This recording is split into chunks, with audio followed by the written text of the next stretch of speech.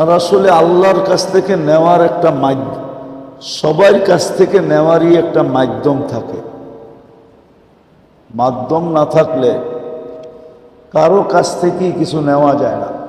নেওয়া যায় কি? ভিক্ষুক তো ভিক্ষার সাজে আসলে দিবেন, ঠিক না? আর ভিক্ষার সাজে না আসলে কি বলবেন? দিবেন? কি বলবেন? ওই মিয়া মজাক করতে আসছো, তোমারে তো ভিক্ষুকই মনে হয় না, ঠিক না? আইলা প্যারাডো দিয়া এখন হাত পাততেছো, 2 টাকা দেন। কি বলেন?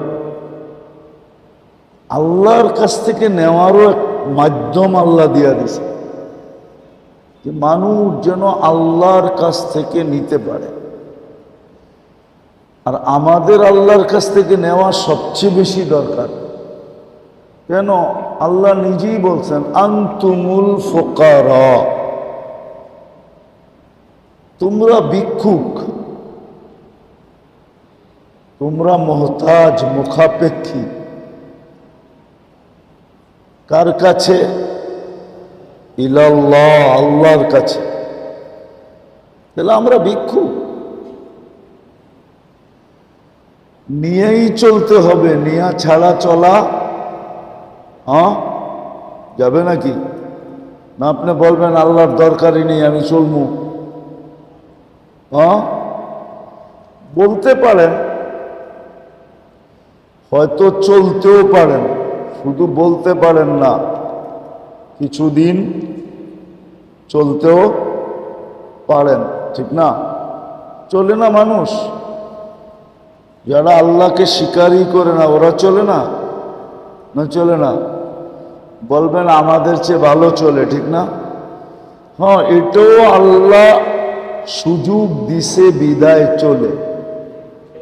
আল্লাহ বলছে তোমাকে সুযোগ দিছি, ইলা আজালিম মুসাম্মা, নির্দিষ্ট সময় পর্যন্ত তোমাকে সুযোগ দিছি, চলো যেমন খুশি তেমন চলো, যেমন খুশি তেমন সাজো, কিচ্ছু বলবো না। কেউ বলতে গেলেও আল্লাহ কঠোরভাবে যদি বলতেও যায় তাও আল্লাহ নিষেধ করছেন, লাস্তা আলাইহিম বিমুসাইতির, বলবেন তো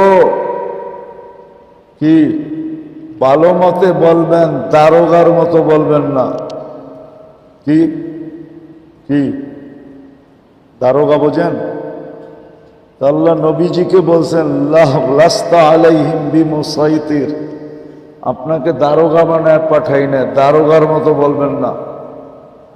বলবেন তো সুন্দরভাবে বলবেন। এই জন্য মুসা আর হারুন আলাইহিস সালামকে আল্লাহ পাঠায় ফেরাউনের কাছে বসে, কুলা লাহু কাওলান লাইয়িনা, নরম ভাবে বলবেন, গরম ভাবে বলবেন না। তো যেটা বুঝাইতেছিলাম যে আল্লাহকে নামাইনো চলন যায়, চলতে পারবে, কিন্তু নির্দিষ্ট সময় পর্যন্ত। তারপর ওটো বলে দিছেন, তারপর কাঠগোড়ায় ফাইন্নাকুম মুজরিমুন, তোমরা সব আসামি, আসামি হিসাবে দাঁড় করাবে। আল্লাহর কাছ থেকে নেওয়ার জন্য আল্লাহ মাধ্যম দিছেন, আর আমাদেরকে আল্লাহর কাছ থেকে নিয়েই চলতে হবে। বিশেষ করে মোমেন মুসলমান যে নিজেকে মুসলমান বলে, তার জন্য আল্লাহর কাছ থেকে নেওয়া ছাড়া চলার কোনো রাস্তা নাই। তাকে আল্লাহর কাছ থেকে নিয়েই চলতে হবে। এই চলার জন্যই আল্লাহ মাধ্যম দিছেন। মাধ্যম কি দিছেন এটাই বুঝাইতে চাইতেছি, যে যত বেশি মনোযোগী হব, চুপচাপ হব, নিজেকে শূন্য মনে করে শুনতে থাকব, তো আস্তে আস্তে আমার দিলের ভিতরে গাঁথতে থাকবে, দিলের ভিতরে আস্তে আস্তে গাঁথতে থাকবে, আল্লাহ গাঁথায়া দিবে। তখন আল্লাহ আস্তে আস্তে শুধু গাঁথায়া দিবে না, আল্লাহ আপনার আমার ভিতরে যোগ্যতা তৈরি করবে। কি যোগ্যতা তৈরি করবে? তখন দেখা যাবে ইনশাআল্লাহ একদিন আসবে, একদিন আসবে, একদিন আসবে, একদিন আসবে, চাইতে দেরি পাইতে দেরি হবে না, 2 রাকাত পড়তে দেরি কাজ হইতে দেরি হবে না। একদিন ওই যোগ্যতা চলে আসবে, আল্লাহ যোগ্যতা সম্পূর্ণ বানায় দিবে।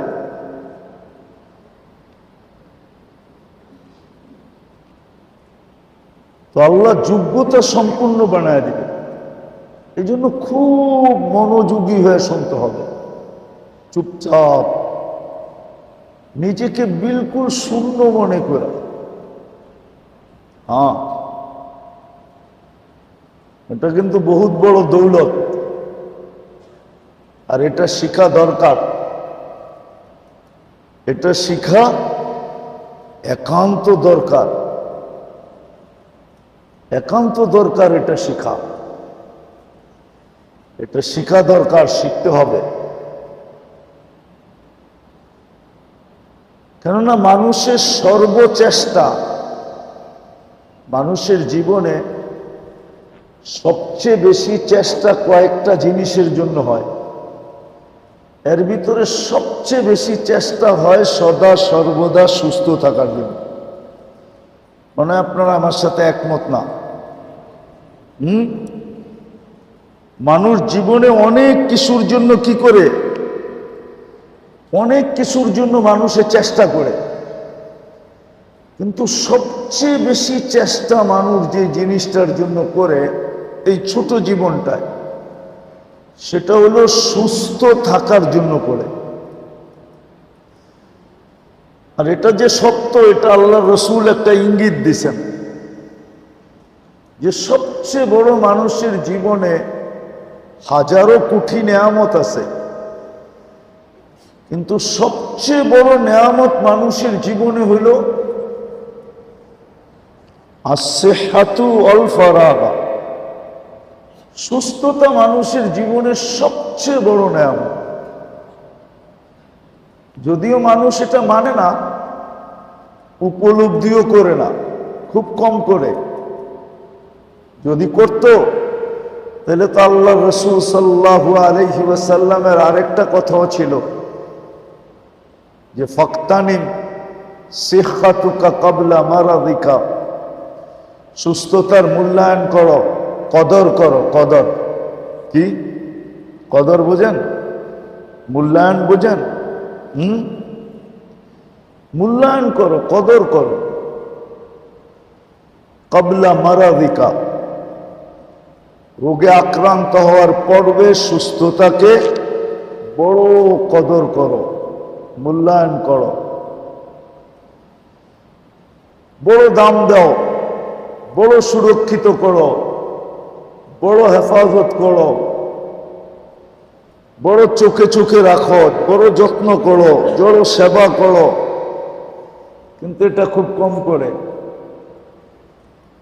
তো আমাদের এই ছোট জীবনটায় হাজারো নেয়ামতের ভিতরে সবচেয়ে বড় নেয়ামত যেটা, সেটা হলো সেহত, সুস্থতা। শরীরের যেরকম সুস্থতার দরকার, এরকম রুহের সুস্থতা এর চেয়ে কোটি গুণ বেশি দরকার। কারণ আমি দেখাইতেছি আপনাদেরকে, অল্প সময় ধারাবাহিকভাবে যখন চলবে, আর আজকে গরমও চলতেছে, এসিও তেমন কাজ করতেছে না, বিদায় লম্বাও হবে না। কথার সূত্র এক জায়গায় না, কথাকে গুছায়া ফেলবো। শরীরের অসুস্থতা মানুষকে যতটুকু ক্ষতি না করে, রুহের অসুস্থতা মানুষকে এর চেয়ে কোটি গুণ বেশি ক্ষতি করে। কিন্তু যদি ভালো মতে দেখি তো শরীরের কিছু অসুস্থতা, শরীরের প্রত্যেক অসুস্থতা মোমেন মুসলমানের জন্য এটা কল্যাণ বয়া নিয়ে আসে, দুনিয়ার জন্য না, আখেরাতের জন্য। যেমন একটা হাদিস দেই, আমিনুল মারিদি তাসবিহুন, এটা হাদিসে কুদসি, আল্লাহ নিচে বলেন অসুস্থ ব্যক্তি মুসলমান যখন আহ আহ করতে থাকে তো আহ এর বিনিময়ে তাকে সুবহানাল্লাহ পড়ার সওয়াব দেওয়া হইতে থাকে। আমিনুল মারিদি তাসবিহুন সিয়াহাতুহু তাহলিলুন, যখন সহ্য না করে চিৎকার দিতে থাকে তখন লা ইলাহা ইল্লাল্লাহ পড়ার সওয়াব দেওয়া হইতে থাকে। তাকাল্লুবুহু আন যামবিন ইলা যামবিন, এপাশ ওপাশ যখন করতে থাকে তো কান্নাহু ইয়াকতুলুল আদু, সে যেন দুশ্মনের বিরুদ্ধে লড়ার সওয়াব পাইতে থাকে। আবার সুস্থ অবস্থায় যে আমলগুলার অভ্যস্ত ছিল অসুস্থতার কারণে করতে পারতেছে না, তো কানা ইয়াকতুবু লাহু, লেখা হয় সওয়াব যেই আমলগুলা সুস্থ অবস্থায় করতে থাকে। যখন সুস্থ হয় তখন এরকম সুস্থ হয় কায়াউমিন ওয়ালাদাতহু উম্মু, তার মা যেন তাকে এই মুহূর্তে জন্ম দিল। এটা তো একটা হাদিস। আবার অনেক শারীরিক অসুস্থতা আছে, অনেক শারীরিক অসুস্থতা আছে যেটা মানুষের জন্য শাহাদাতের মালা পর্যন্ত টাইনা নিয়ে আসে। যেমন যেই ব্যক্তি ডায়রিয়ায় মারা গেল তার মৌত কিন্তু শাহাদাতের হলো। একবার মনে হয় এখানে বলছিলাম কিনা জানি না, পর্যালোচনা করলে দেখা যায় এই উম্মত যদিও নিজেদের মান মর্যাদাকে শিখে নেয়, জানে নাই, পড়ে নেয়, ভাবে নেয়, চিন্তা করে নেয়, এই উম্মতকে কিন্তু আল্লাহ সাধারণ মৌত দিতে রাজি না। সাধারণ মৌত দিতে বলবেন এটা আবার কোত্থেকে বললেন, কিভাবে বুঝলেন? আচ্ছা, সাধারণ মৌত দিতে যদি রাজি হইতেন তাহলে শাহাদাতের প্রকার 56টা রাখতেন না, একটা দুটা হইতো ঠিক না, তিনটা চারটা হইতো ঠিক না, পাঁচটা ছয়টা হইতো, নাইলে 10টা 20টা হইতো ঠিক না। প্রকার কয়টা? 56টা। হ্যাঁ, 56 শুধু শাহাদাতের প্রকার। তাইলে এতগুলা প্রকার দেওয়ার মানেই হইল আল্লাহ মনে হয় চান না যে উম্মতে মুহাম্মাদি সাধারণ মৌত মরুক। আর আমার বিশ্বাস ইনশাআল্লাহ আমরা দেখব, একদিন দেখব যে বহুত মানুষকে আমরা সাধারণ বইলা কবর দিছি। কি বইলা? আবার সাধারণ তো সাধারণ, এমন সাধারণ কিছু মানুষকে হয়তো আমরা কবর দিতে হবে এই জন্য কবর দিছি, নাইলে কবরও দিতাম না ঠিক না কি? কিন্তু দেখা যাবে শাহাদতের এত প্রকার থাকার কারণে দেখা যাবে কিয়ামতের দিন হইতে পারে ওই ব্যক্তি শহীদদের কাতারে উঠা আমাদেরকে তাক লাগায়া দিতে পারে,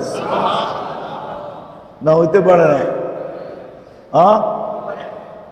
পারে না পারে না? কেন? এটা তো গোপন ব্যাপার ঠিক না কি? গোপন না?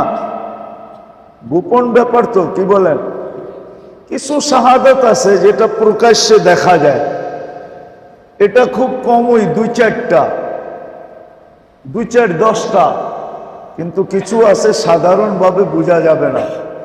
হয়তো কিয়ামতের দিন দেখব যে আমরা তো সাধারণ বাইবা কবরে দিছিলাম, এই বাইবা কবরে দিছিলাম যে কবরে দিতে হবে এই জন্য দিছি, কিন্তু কালকে দেখবেন যে ও শহীদদের কাতারে দাঁড়ায় আছে। আপনি ভাববেন তুই ওইখানে গেলি কি কইরা, তো ও ভাববো আমারও জানা ছিল না আমি এইখানে আসবো কি কইরা, কিন্তু ময়রা দেখি আমি এইখানে, ময়রা দেখি আমি, মনে হয় বুঝাইতে পারতেছি না আপনাদেরকে, ময়রা দেখি আমি এইখানে, ঠিক না?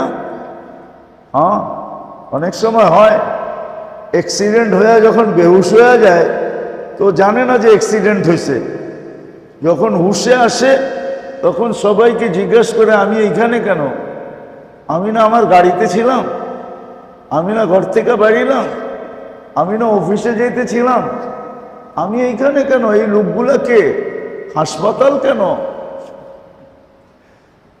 হতে পারে এতগুলা কথা এই জন্যই বুঝাইতেছি, আমার বিশ্বাস অল্প কথাই আপনারা বুঝবেন যে শরীরের অসুস্থতা কখনো মানুষের জন্য, মুমিন মুসলমানের জন্য কল্যাণ বৈশা নিয়ে আসে, কিন্তু রুহের রোগ কোনোদিন কল্যাণ নিয়ে আসে না।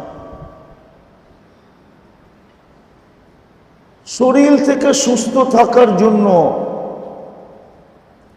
যেরকম শরীর সুস্থতা, এটা দুনিয়ার সবচেয়ে বড় নেয়ামত, আর সবচেয়ে বেশি সজাগতা, সজাগ থাকি আমরা যে শরীর যেন কখনো অসুস্থ না হয়, এই ব্যাপারে যত বেশি সজাগ থাকি, রব্বে কাবার কসম মোমেন মুসলমানের রুহের ব্যাপারে এর চেয়ে কোটি গুণ বেশি সজাগ থাকা উচিত।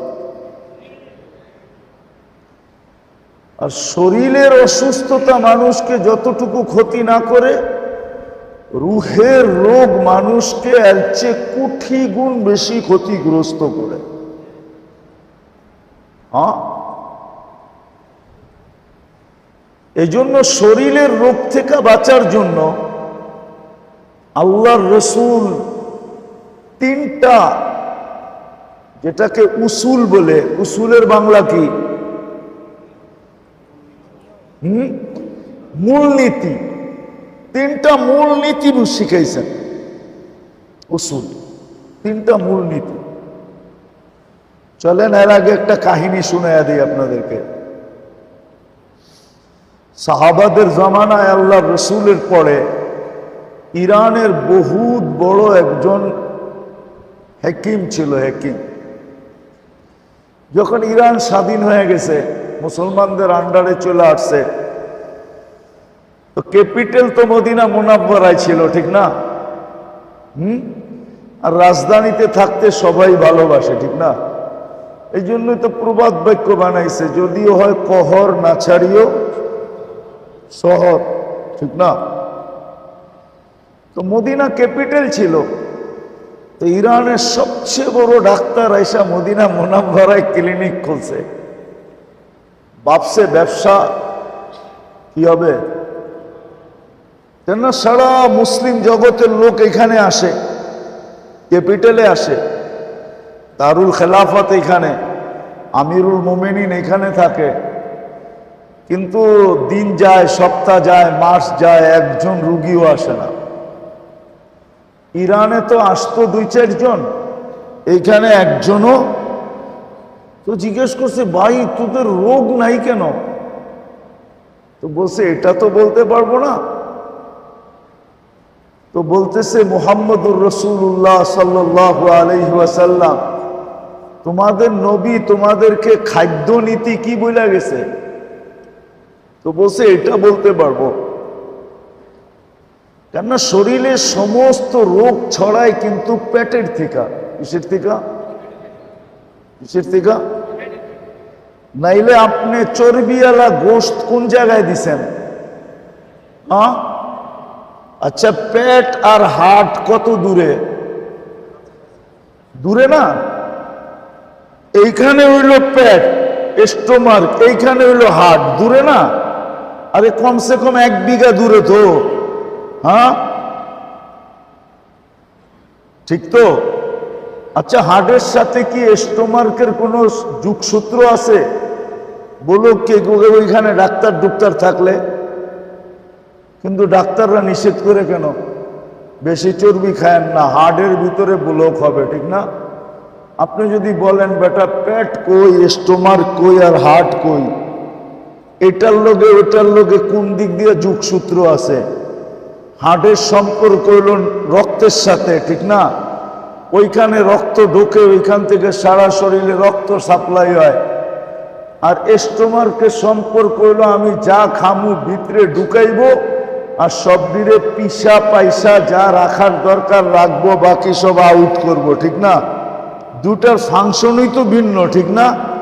এইটা খাইলে ওটা নষ্ট হবে কেন? আপনি তো যুক্তি দিয়ে এটাই বুঝাইতে চাবেন, ঠিক না? কি কিন্তু আসলে রোগ ছড়ায় কোত্থেকে? কিসের থেকে? আল্লাহর রসুল খাদ্যের মূল নীতি বলছে, তাইলে তোমার শরীর সুস্থ থাকবে। বলছে মূলনীতি কি? আল্লাহ বলছে, সাহাবারা বলতেছে শোনো, আমাদেরকে বলছে লা তাকুল হাত্তা তাজু, কঠিন খিদা না লাগলে খায়ও না। কঠিন খিদা না লাগলে, মনে হয় বোঝেন নাই। হ্যাঁ, রামগ নীতি কি? কি নীতি? যা পাও কি বলছে, যতক্ষণ পর্যন্ত কঠিন খিদা লাগে খায়ও না। লা তাকুল হাত্তা তাজু, আর যখন খাও ওয়া ইযা আকালতা লা তাশবা, আর যখন খাও তো পেট ভরা খায়ও না। আমরা তো পেট ভরা খাই, তারপরও কি ভরা খাই, ঠিক না? হ্যাঁ, তারপরও মাঝে মাঝে অনেকজনকে দেখি লাড়াচাড়া দিয়ে একটু জায়গা করতে পারি কিনা, কেননা চাটা তো রয়ে গেছে,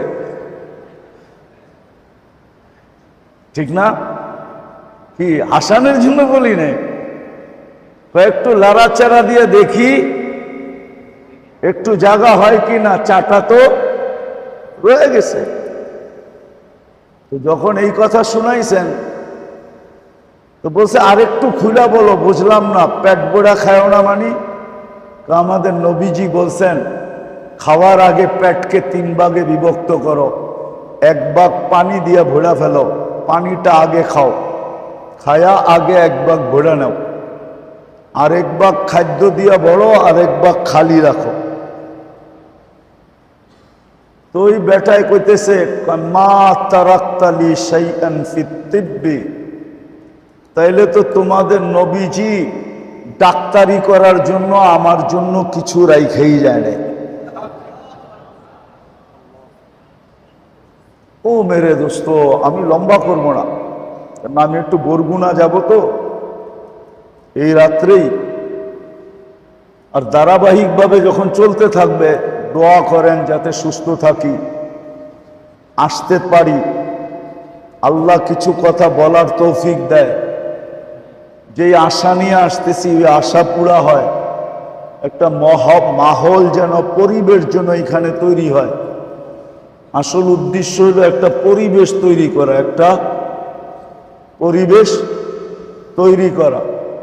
আর পরিবেশ যখন তৈরি হয়, তো আল্লাহর রসুল আইসাই একটা সিগনাল দিছিলেন মক্কা আলাদেরকে, যে জিতু বি কিরামাতিদ দুনিয়া ওয়াল আখিরা, আমি দুনিয়া আখেরাতের রাজত্ব নিয়ে আসছি। ও মক্কাওয়ালারা, যদি আমার কথা মানো তাহলে দুনিয়ার রাজত্ব তোমাদের এখানেই থাকবে, আর আখেরাতের রাজত্ব তো আছেই আছে, কিন্তু মক্কাওয়ালাদের বুঝে আসে না। এই জন্য রাজত্ব কিন্তু মদিনা আলারা নিয়ে গেছে। মক্কা আছে রাজত্ব, কিন্তু আসল রাজত্ব কোথায়? মনে হয় মানে না, অনেকে মানবে না আমার কথাটা। রাজত্ব কিন্তু মদিনা আলারা কি নিয়ে গেছেন। তো মাহল যখন তৈরি হয়, পরিবেশ যখন তৈরি হয়, তখন মানুষ এটার দ্বারা দুনিয়া তো উপকৃত হয়, আখেরাত উপকৃত হয়। পরিবেশের ফায়দা তখন পাওয়া যায় যখন পরিবেশ হয়ে যায়, তখন ওই পরিবেশে এখন মানুষ পয়সার দিকে খুব কম দেখে, কোয়ালিটির দিকে খুব বেশি দেখে, ঠিক না? এখন মানুষ পয়সার দিকে কম দেখে, ব্র্যান্ডের দিকে, কি পয়সার দিকে কম দেখে, ব্র্যান্ড পয়সা কম দেখে, কোয়ালিটি বেশি দেখে। পরিবেশ যখন তৈরি হয়ে যাবে তা আপনাদের এখানে বাড়া বেড়া যাবে, তখন মানুষ বাড়া দেখবে না, বলবে খালি আছে কিনা, এটা কোন খালি আছে কিনা এটা বলেন, বাড়া বলেন না, কেননা পরিবেশের কারণে আপনার এখানে বাড়া বেড়ে যাবে। আমি বাইঙ্গা বলতেছি বাড়া, আর এখানে লেনদেন বেড়ে যাবে। মেয়ে বড় হইতে পারবে না, ছেলে বড় হইতে পারবে না, মাইসে দিতেও পাগল হবে, নিতেও পাগল হবে, দিতেও পাগল হবে, নিতেও। পরিবেশের কারণে যেন আমাদের ইচ্ছা এখানে একটা পরিবেশ তৈরি হোক। দোয়া করেন আল্লাহ যেন কবুল করে। তো যেরকম শরীরের রোগের মূল নীতি আল্লাহর রসুল বলছেন, মূল নীতিও বলছেন, আবার রোগ উৎপত্তি স্থানও বলছেন, যে রোগটা উৎপত্তি হয় কোত্থেকা, পেটের থেকে। কি কারণে হয় এটা বলে দিছেন, মূল নীতি বলে দিছেন। তো ওই ডাক্তার বলতেছিল, মা তারাক্তালি ফি তিব্বি শাইআ, নবীজি তো ডাক্তারি করার জন্য আমার জন্য কিছু রাইখাই যায় না, যে আমি ডাক্তারি করি। সত্য এটাই। এই জন্য বড় একজন মুহাদ্দিস ছিলেন ইমাম যাহাবী রহমতুল্লাহ আলাইহি, উনি একটা কিতাব লেখছেন, ওনার একটা কিতাব আছে ডাক্তারির উপরে। সচরাচর এটা পাওয়া যায় না, ওলামারা খুঁজলেও পাবে কিনা জানি না, কিন্তু জালালউদ্দিন সুয়ুতি রহমতুল্লাহ একটা পাওয়া যায়, আরো যারা যারা লেখছেন ওটা পাওয়া যায়, কিন্তু ইমাম যাহাবী রহমতুল্লাহ এটা পাওয়া খুব দুষ্কর, ওটা খুব কম পাওয়া যায়। আমার মনে আছে খাদ্যের যে চার্ট ওটার ভিতরে দেওয়া আছে, এটার উপরে বড় বড় ডাক্তাররা রিসার্চ করছেন যে এই চার্ট মাইনা যে খাবে ওর মৌত ছাড়া কোনো রোগ হবে না। একটা চার্ট দেওয়া আছে ওইখানে, আল্লাহ রসুল কিসের সাথে কি মিলে খাইতেন না। আল্লাহ রসুল শুধু রুহানি ডাক্তার হয়ে আসেন না, শারীরিক ডাক্তার হয়েও আসছেন। আপনি জানেন না যে আল্লাহ রসুল কি জিনিস? একটা ছোট উদাহরণ দিলে বুঝতে পারবেন আপনি। আল্লাহ রসুল উম্মতকে না করছে অর্ধেক ছায়ায় অর্ধেক রোদে দাঁড়ায়ও না, নিষেধ। অর্ধেক ছায়া দাঁড়ানো নিষেধ করছে, দাঁড়ায় না। আপনি বলবেন দাঁড়াইলে কি হবে? আল্লাহ রসুল কারণও বলে দিছে, হইতে পারে জীবনের কোনো পর্বে তুমি প্যারালাইসিস হবে আর কোনোদিন ভালো হবে না। জীবনের কোনো পর্বে তুমি প্যারালাইসিস হয়ে যাবে, আর কোনোদিন তুমি ভালো হবে না, ভালো হওয়ার কোনো চান্সেস নাই। এটা এই জন্য নাই, কোনোদিন তুমি আর ভালো হবে না। এই জন্য দাঁড়াইলে পুরা ছায়ায় দাঁড়াও, নাইলে দাঁড়াইলে পুরা রোদ্রে দাঁড়াও, অর্ধাঅর্ধি না। সূক্ষ্ম সূক্ষ্ম স্বাস্থ্যকর জিনিসের ব্যাপারে আল্লাহ রসুল সূক্ষ্ম সূক্ষ্ম জিনিস বলে গেছে। আমাদের ভিতরে আলোচনা নাই, এগুলা বলা হয় না, শোনা হয় না, আর কেউ শুনতেও চায় না।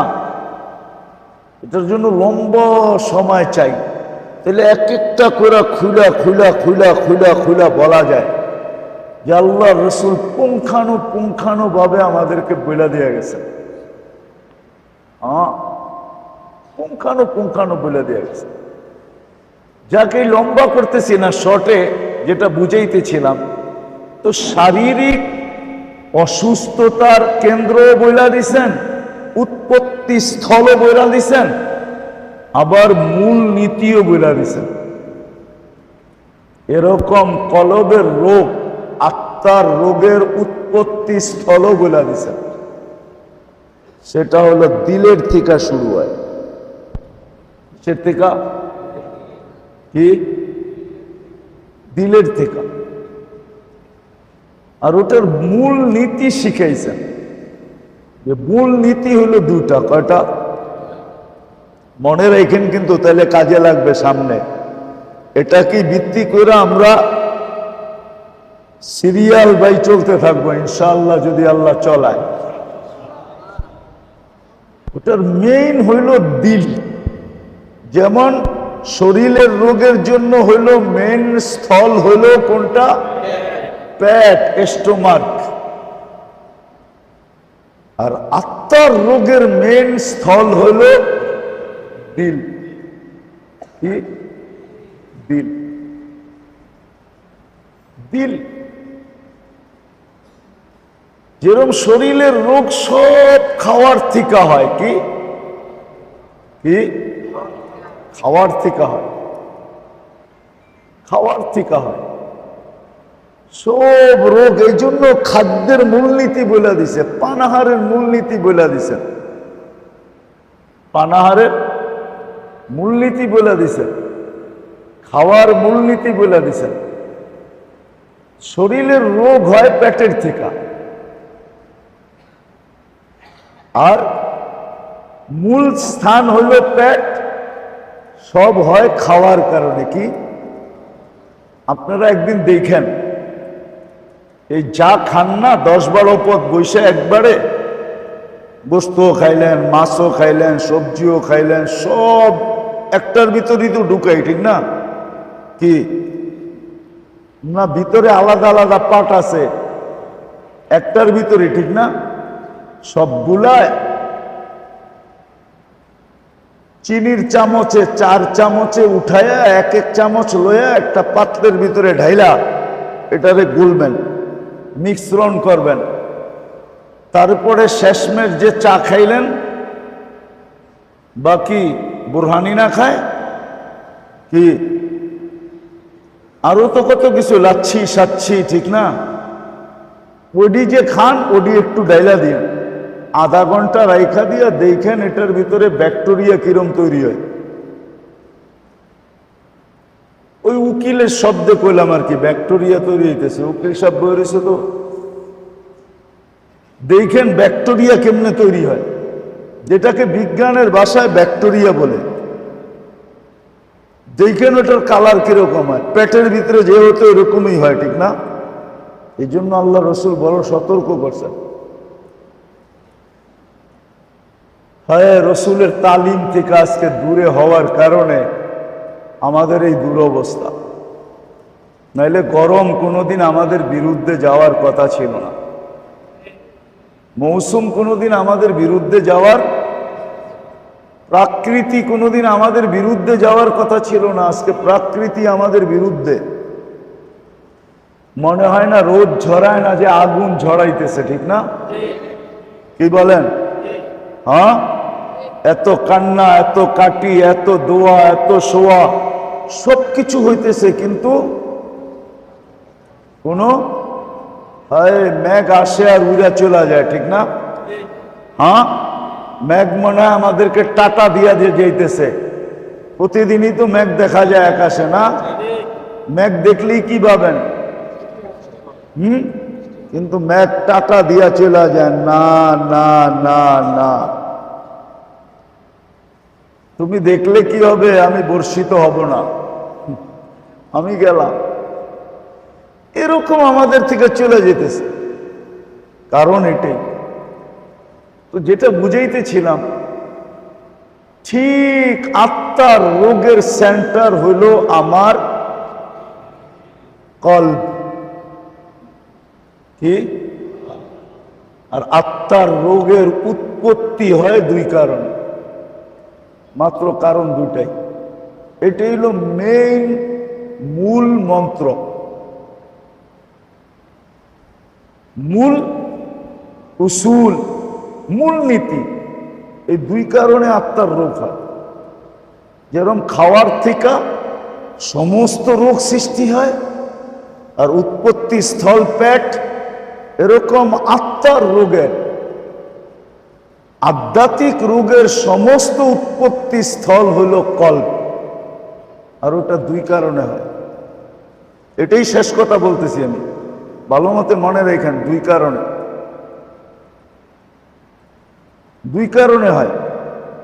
একটা হলো হুব্বুদ দুনিয়া আর একটা হলো তাউলুল আমাল। দুনিয়ার ভালোবাসা আর লম্বা লম্বা আশা, লম্বা লম্বা লম্বা লম্বা আশা আর দুনিয়ার ভালোবাসা। এই জন্য সাহাবাদের ভিতর থেকে মাঝে মাঝে আল্লাহ রসুলকে জিজ্ঞাসা করছেন, ইয়া রসুল আল্লাহ, আমরা এত আগে বাড়লাম কি করে? এত আগে বাড়লাম কি করে? ওনারা আগে বাড়ছে না, ওনারা সাহাবী, ঠিক না? জান্নাতের ওয়াদা ওনাদের জন্য হয়ে গেছে। কুল্লুন ওয়াদাল্লাহুল হুসনা, প্রত্যেকের সাথে আল্লাহর জান্নাতের ওয়াদা। সাহাবী প্রত্যেকের সাথে আল্লাহর জান্নাতের কি, প্রত্যেকের ব্যাপারে আল্লাহ রাদিয়াল্লাহু তাআলা আনহুম বলছেন। প্রত্যেককে আল্লাহ কোরআনের মাধ্যমে 1500 মেডেল দিছেন। কোরআনে 1500 জায়গায় সাহাবাদের আলোচনা আছে, এক জায়গায় না, দুই জায়গায় না। আল্লাহ রসুল বলছেন দুই কারণে এরা আগে বেড়ে গেছে। এরা দুই কারণে, বিল ইয়াকিন ওয়া বিজুহুদ, বিল ইয়াকিন ওয়া বিজুহুদ, দুই কারণে ওনারা আগে বেড়ে গেছেন। একটা হলো ইয়াকিন, ওনাদের বিশ্বাস এত বেশি ছিল, ওনাদের শুনতে দেরি হইতো কিন্তু দিলের ভিতরে বিশ্বাস গাঁথতে দেরি হইতো না। একদিক দিয়ে শুনতেন, আরেক দিক দিয়ে দিলের ভিতরে বিশ্বাস কি করত, গাইথা যেত। কি একটা প্রমাণ দিলে বুঝবেন। আবু দারদা রাদিয়াল্লাহু তাআলা আনহুকে ওনার কলিগ আইসা বলতেছে, ওনার সাথেরই একই ক্লাসের, একই উস্তাদ, একই মাদ্রাসা, ঠিক না? আরেক সাহাবী আইসা বলতেছে ঘর জ্বলে গেছে। কি ঘর জ্বলে গেছে? তো উনি হাসে আর কয় আমারটা জ্বলে নাই। আরেকজনে আইসা বলতেছে ঘর জ্বলে গেছে, পুরা বস্তি জ্বলে গেছে, তোমারটাও জ্বলে গেছে। তো দ্বিতীয় জনও কইতেছে আমারটা জ্বলে নাই। তৃতীয় জন আইসা বলতেছে বেটা জ্বলে গেছে, গেলি এইখান থেকে, আমারটা জ্বলে নাই। কি? তো তিনজন ধরছে, ওই তুই এত দৃঢ়তার সাথে কোত্থেকে বলস? এক ওস্তাদেই তো আমরা, এক মাদ্রাসায় তো, একই ক্লাসে পড়ি, সব তো একই সাথে, এত দৃঢ়তার সাথে কোত্থেকে বলতেছ যে জ্বলে নাই? বেটা সকালে দোয়া পড়া বাড়িয়েছি, আল্লাহ রসুল বলছে এই দোয়া যে পড়া বাহির হবে সন্ধ্যা পর্যন্ত হঠাৎ বিপদ ওর ওইখানে আসতে পারে না, না না না না। আগুনে জ্বলে যাওয়া তো এটা হঠাৎ বিপদ। আমি দোয়া পড়া ঘরের থেকে বেরিয়েছি, বাগান থেকে। তো যখন সব ধোয়া শুয়া সব শেষ হয়ে গেছে, তো সবাই দেখতেছে বস্তির মধ্যখানে আবু দারদার বাড়ি মুস্কি মুস্কি হাসতেছে,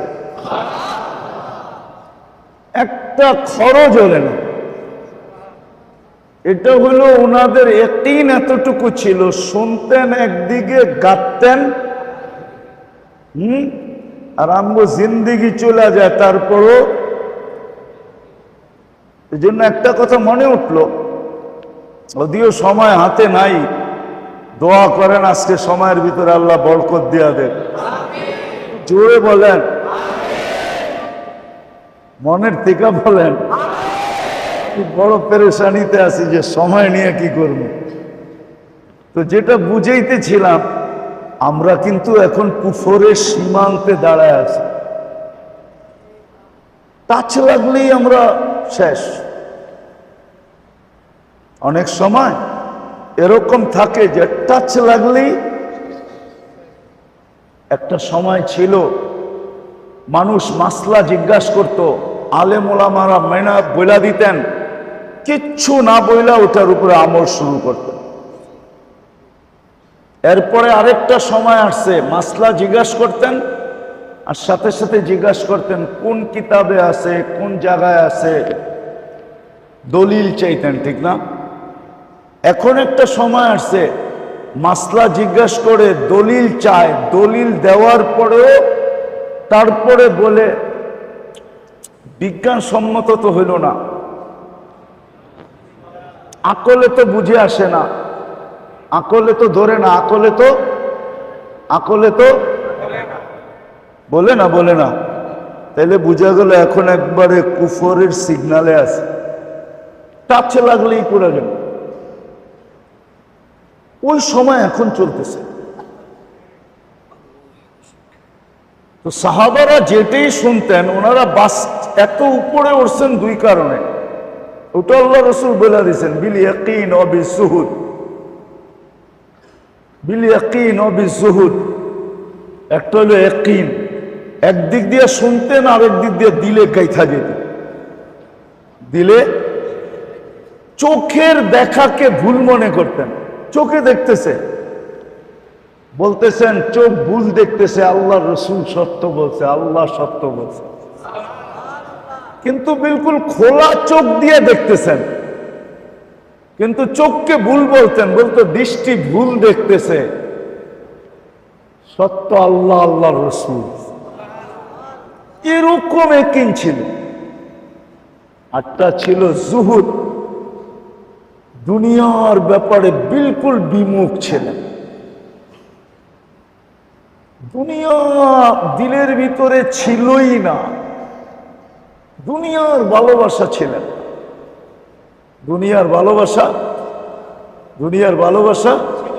ছিল না, দুনিয়ার ভালোবাসা ছিল। বিন্দু আখেরাতের বিনিময়ে ওনারা পুরা দুনিয়া উঠাইয়া দিতে পারতেন। বিন্দু আখেরাত বিনিময়ে পুরা দুনিয়া, তো পুরো দুনিয়া দিয়া দিতেন, বলতো আখেরাত আমাকে দিয়া দাও। এটা উদাহরণ দেই, নিজেই অভিযোগ করছে, আব্বা এইভাবে আর জীবন চলে কতদিন। ফাতেমা রাদিয়াল্লাহু তাআলা আনহা আল্লাহ রাসূলের কাছে অভিযোগ করছেন, ইয়া আব্বা এইভাবে আর জীবন কতদিন চলে, পর্দা করার মতো কাপড় নাই, পেট ভরার মতো ঘরে, পেটের দেওয়ার মতো ঘরে খেজুরের বিচিও নাই, উপর দিয়া জ্বর, ওষুধ আনার জন্য একটা টাকা নাই। বাস ফাতেমার চোখের পানি দেখতে দেরি, আল্লাহ রসুলের চোখে পানি আসতে দেরি করে নাই। রসুলের চোখে পানি চলে আসছে, এদিক দিয়ে রসুলের চোখে পানি আসতে দেরি, ওদিকে উপরে অ্যাটাক হইতে দেরি হয় নাই। আল্লাহ জিবরিলকে পাঠায় দিয়েছে, যাও বন্ধুর কাছে ছোট, বন্ধুর চোখে পানি, এত বড় ভান্ডার রাইখা করবোটা কি? বলছে ফাতেমাকে যে জিজ্ঞাসা করো দুনিয়া নিবে না আখেরাত? বলছে দুনিয়া দিলে কি দিবেন? তোমার ঘর বাড়ি না, আঙ্গিনা না, আকাশ পর্যন্ত সোনা দিয়া ভরে দিব। আখেরাত নিলে জান্নাতের মহিলাদের সর্দারনি বানায় দিব। কোনটা নিবা? বাংলা একটা ছন্দ আছে না, দুধ ভালো তো ঘি ভালো, ঠিক না? দুধ ভালো তো, যেরকম বাপ ওরকমই তো বেটি, ঠিক না? হ্যাঁ, তো বলতেছে আব্বা আখেরাত নিলাম, দুনিয়া ছেড়া দিলাম। তো ওনারা দুনিয়ামুখী ছিলেন। আমাদের রোগের উৎপত্তি আজকে দুইটা, একটা হলো হুব্বুদ দুনিয়া, দুনিয়ার অগাধ ভালোবাসা, আরেকটা হলো লম্বা লম্বা আশা। লম্বা লম্বা লম্বা বলে 1 মিনিটের নাই ভরসা, কিন্তু কর্মে দেখা যায় উনি আরো 300 বছর বাঁচবে। কর্ম বিশ্লেষণ করলে দেখা যায়। হ্যাঁ, আচ্ছা বলেন, একটা মানুষ 60-70 বছর বাঁচার লেগে কয় টাকা লাগে? কিন্তু পেপার পত্রিকা দুনিয়া যদি দেখেন তো হাজার হাজার কোটি টাকার মালিক। কি করব? তারপরও টাকা লাগে, তারপরও না লাগে না। আমাদের সমাজে এই চিত্র কি কম না কম? বিরল। কয় টাকা লাগে একটা মানুষের চলতে? 70 কোটি টাকা, তারপরও কিচ্ছু হয় না। তারপরও গলা শুকায় না, কিচ্ছু হয় না, কিচ্ছু করতে পারি না। কি করছি? ঠিক না? তো লম্বা লম্বা আশা, যদিও বলে 1 মিনিটের নাই ভরসা, কিন্তু ওনার কর্ম দেখলে মনে হয় উনি বাঁচবে 3000 বছর। 200-100 বছর তো বাঁচবই, ঠিক না? তো লম্বা লম্বা আশা আর দুনিয়ার ভালোবাসা, এই দুটা হলো আধ্যাত্মিক রোগের সবচেয়ে বড় মূল নীতি। এই দুটার থেকে তরে শুরু হয়। প্রথম এই দুটা হয়, তারপরে আধ্যাত্মিক রোগ হইতে থাকে। হইতে হইতে আমি শেষ সীমানা বলতেছি। আল্লাহ রসুল ইঙ্গিত দিছেন, এক সময় আসবে ইয়াবিউদ্দিন বিআরদিন ইয়াসির মিনাদ দুনিয়া, সামান্য দুনিয়ার বদলায় দিনকে সোনার প্লেটে রাইখা বিক্রি করে দিবে। সামান্য দুনিয়ার বিনিময়। কিন্তু এই দুটার থেকে হয় রোগ। কি কি রোগ হয় ওটা ইনশাআল্লাহ ধারাবাহিকভাবে যখন চলতে শুরু করছে, তাহলে ইনশাআল্লাহ আপনাদের সামনে তুলে ধরা হবে। কিন্তু এতটুক তো বুঝলেন যে আধ্যাত্মিক রোগের মূল ক্ষেত্র কোথায়, জায়গা কোথায়? কলব, দিল। আর মূল নীতি শুরু হয় কি দিয়া? কোত্থেকে শুরু হয়? দুইটা। কয়টা? দুনিয়ার আর লম্বা লম্বা, দুনিয়ার লম্বা লম্বা, লম্বা লম্বা আশার দুনিয়ার ভালোবাসা, এই দুটার থেকে রোগ শুরু। এই দুটাই হলো মূল নীতি। এই দুটার থেকে যে বাঁচলো, রব্বে কাবার কসম, হুজুররা মানবো না আমার কথা, হুজুররা মানবো না। আছে লোক যে দুটার থেকে বাঁচলো, ও সারা রাত্র ইবাদত করার দরকার নেই, সারাদিন রোজা রাখার দরকার নেই। ফরজ তো বলতেছি না, নফলের দরকার নাই। কেউ আছে না সারা বছর রোজা রাখে, ও সারাদিন তসবিহ পড়ার দরকার নেই। ও তো কিছু না কইরেও সারা দিন মানুষ যা করবে ওটার পার্সেন্টেজ বাড়িতে বসা বসা পাইতে থাকবে। এই জন্য হাদিসে আছে আখলাকওয়ালা, সারা রাত্র যত মানুষ যত ইবাদত করে, আখলাকওয়ালা সবাই ওই ইবাদতের ভিতরে আখলাকওয়ালার একটা অংশ লাগানো থাকে। সারা দিন যত মানুষ রোজা রাখে, আখলাকওয়ালার একটা অংশ ওই রোজাদারদের ভিতরে রাখা থাকে। ও না রাইখা পাইতে থাকে, না কইরা পাইতে থাকে। এরকম লোক আছে, আছে, শুধু আখলাকের কারণে পাইতে থাকে। না, আখলাক সুন্দর, আখলাক সুন্দর। আমরা তো খালি ইমানের শাখা লইয়া দৌড়াই, ঠিক না? ইমানের শাখা কয়টা? হুজুর কয়টা? 70 থেকে 72টা, ঠিক না? আবার কেউ বলবে 77টা, মেনে নিলাম 77 ঠিক, কিন্তু আখলাকের শাখা তো 360টা। কয়টা? আল্লাহ রসুল বলছে একটাও যদি কারো ভিতরে থাকে তো মিজানের পাল্লায় এর চেয়ে ওজনওয়ালা আর কোনো জিনিস হবে না। আবু বকর সিদ্দিক রাদিয়াল্লাহু তাআলা আনহু জিজ্ঞাসা করে বলছে 360টা কারো ভিতরে আছে? কারো ভিতরে আছে? আল্লাহ রসুল হাসি দিয়া বলে আছে। ওই ব্যক্তিটা আপনি ব্যতীত কারো ভিতরে নাই, আপনি ব্যতীত। হাদিসের একটা কাহিনী মনে উঠছে, এই জন্য বলতেছি আর কি। একদিন চাঁদনি রাত্রেও ছিল, আল্লাহ রসুল আম্মাজানের সাথে বসা ছিলেন।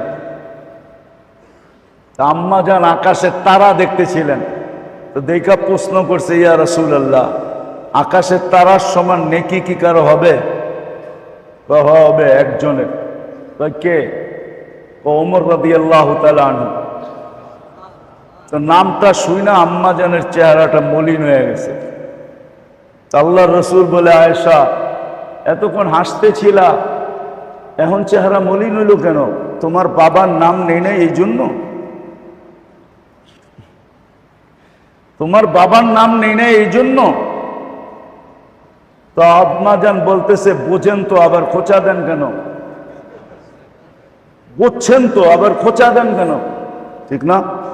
আল্লাহ রসুল হাসতেছে আর বলতেছে, শোনো, সমগ্র জগতের নবীরা ব্যতীত সমগ্র জগতের মানুষ তোমার আব্বার নেকির মোকাবেলা করতে পারবে না। আকাশের তারা আর কি মোকাবেলা করবে?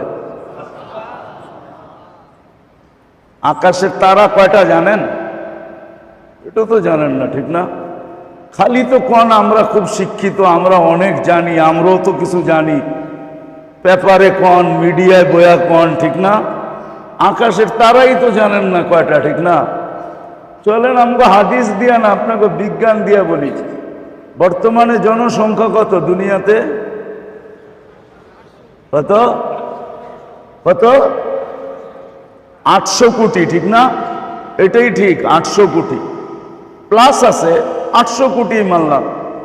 800 কোটি মানুষ যদি বসে গুনতে, তাহলে 200 কোটি বছর লাগবে আকাশের তারা গুনতে। কত? এটা আপনাদের বিজ্ঞান বলতেছে, আমি বলতেছি না।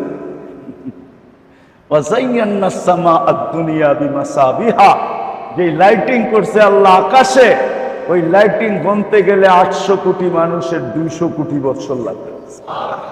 ওমর রাদিয়াল্লাহু তাআলা আনহু এত নেকি, আবু বকর সিদ্দিক রাদিয়াল্লাহু তাআলা আনহু নেকির তো কোনো ঠিকানাই নেই। এই জন্য মেরে দোস্ত, কথা কিন্তু শেষ, যে আমাদের মূল আধ্যাত্মিক রোগের মূল স্থান হইল কোথায়? আর শুরু হয় কি দিয়া? দুনিয়ার আর লম্বা লম্বা আশা, দুনিয়ার ভালোবাসা আর লম্বা লম্বা। আর যে দুটার থেকে বাঁচতে পারলো, বাঁচার পদ্ধতিও বলবো, সিরিয়ালে যখন চলবে, আল্লাহ করুক তৌফিক দেখ, তখন বলবো যে এটার থেকে বাঁচা কি করা যায়, এটার থেকে বাঁচা কি করা যায়। লম্বা লম্বা আশা, দুনিয়ার ভালোবাসা, এই দুটা হলো মূল নীতি। আধ্যাত্মিক রোগ এইখান থেকে শুরু হয়। এই জন্য শরীরের রোগের থেকে বাঁচলাম কি বাঁচলাম না, এটা না ভাইবা আমাদের ভাবা উচিত যে আমি দিলের রোগের থেকে বাঁচতেছি কিনা, আমার দিল আক্রান্ত কিনা। শরীরের রোগের লাভ তো দেখাইলাম, কিন্তু দেখা যাবে দিলের রোগ হইতে পারে, যে দিলের রোগ হয়ে গেলে আল্লাহ না করুক, আল্লাহ না করুক, ক্ষতি হতে পারে, চিরদিন জাহান্নামে পর্যন্ত ঢুকায় রেখা দিতে পারে, বাঁচার কোনো রাস্তা থাকবে না। হায় আবু জাহেলের ভিতরে যদি একটা রোগ না থাকতো, একটা রোগ ওকে চিরদিনের জন্য আবু জাহেলে বানাইছে আর চিরদিনের জাহান্নামীও বানাইছে, শুধু একটা রোগ। কয়টা? ও যে আল্লাহর রসুলকে চিনে না এরকম না, চিনতো, কোরআন শুনতো ঘন্টার পর ঘন্টা দাঁড়ায়, কোরআন শুনতো, চিনতো, মানতো, স্বীকারোক্তি দিত, কিন্তু একটা রোগ ওর ভিতরে, শুধু একটা রোগ। ওকে চিরদিন চিরদিন ওর একটা অহংকার ছিল, শুধু একটা অহংকার, যে জীবনভর কুরাইশের সাথে, বনু হাশেমের সাথে আমাদের প্রতিযোগিতা ছিল জীবনভর। আজকে ওই বনু হাশেমের হাতে হাত দেই কি করে? ওই বনু হাশেমের কাছে সিলিন্ডার করি কি করে?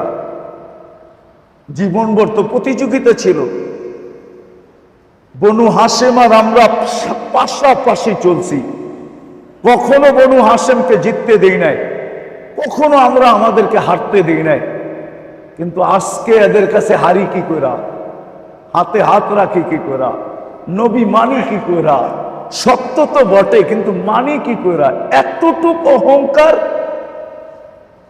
ওকে আবু জাহেল বানায় দিয়েছে, চিরদিনের জন্য জাহান্নামী বানায় দিয়েছে। শুধু এতটুক না, আল্লাহর রাসূল ও লাশ দেখা বসে ফিরআউন হাদিহিল উম্মাহ, এই উম্মতের ফিরআউনের মৃত্যু আজকে হয়ে গেল। আবু জাহেল এই উম্মতের ফিরআউন ছিল। আল্লাহ আমাদেরকে যতটুক বললাম এতটুকের উপরে বুঝার, মনে রাখার, আমল করার তৌফিক দান করেন। আগামীতে আবার চলতে থাকবো। আল্লাহুম্মা সাল্লি ওয়া সাল্লিম ওয়া বারিক আলা হাবিবিকা মুহাম্মদ কামা আনতা তুহিব্বু ওয়া তারদা, লাকাল হামদ কামা ইয়ানবাগি লিজালালি ওয়াজহিক ওয়া আযীমি সুলতানিক, ইয়া হান্নান ইয়া মান্নান ইয়া জাওয়াদ ইয়া কারীম ইয়া আল্লাহ। আয় আল্লাহ, আমাদের এই মজলিসকে কবুল করেন। বেশি কিছু চাই না আল্লাহ, এই মজলিসকে শুধু কবুলিয়ত নসিব করেন। যেখানে যে আসবে সে কবুল হয়ে যাবে। আমি বলবো এটা জরুরি না, যে বলবে সেও কবুল হবে, যে শুনবে সেও কবুল হবে, এই মহল্লাও কবুল হবে, মহল্লাবাসীও কবুল হবে, এই পুরো এলাকাকে কবুলিয়ত নসিব করেন। আমাদের ইসলাহি প্রোগ্রামের কারণে আল্লাহ আপনি কবুলিয়ত নসিব করেন। আর কিচ্ছু চাই না, আপনি আমাদেরকে কবুলিয়ত নসিব করেন। শুধু কবুলিয়ত চাই, শুধু কবুলিয়ত চাই, শুধু কবুলিয়ত চাই, শুধু কবুলিয়ত চাই, আর কিচ্ছু চাই না। আল্লাহ ভরপুর কবুলিয়ত নসিব করেন।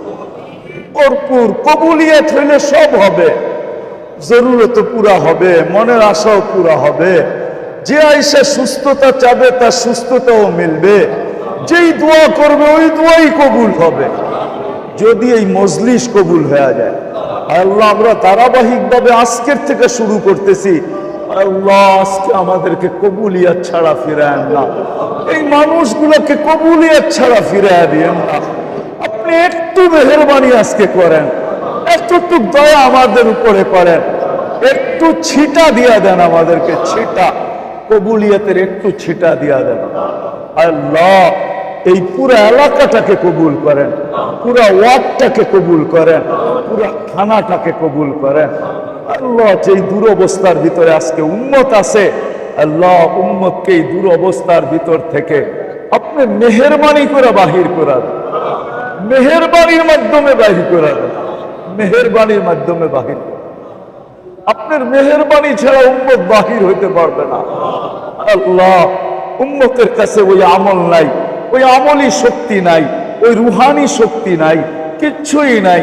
আয় আল্লাহ, আয় আল্লাহ, আয় আল্লাহ, আয় আল্লাহ, আপনার মেহেরবানি দিয়ে উম্মত বাহির হতে পারে।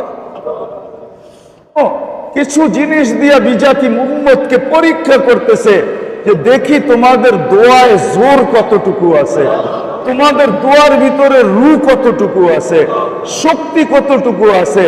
আমরা খবর পাইতেছি আল্লাহ, আমরা দেখতেছি যে এখন অনেকে বলতে শুরু করছে, আগে ইস্তেসকার দোয়া করলে ঝুমঝুমায়া বৃষ্টি চলে আসতো, এখন মোল্লাগো দোয়ার ভিতরে জান নাই,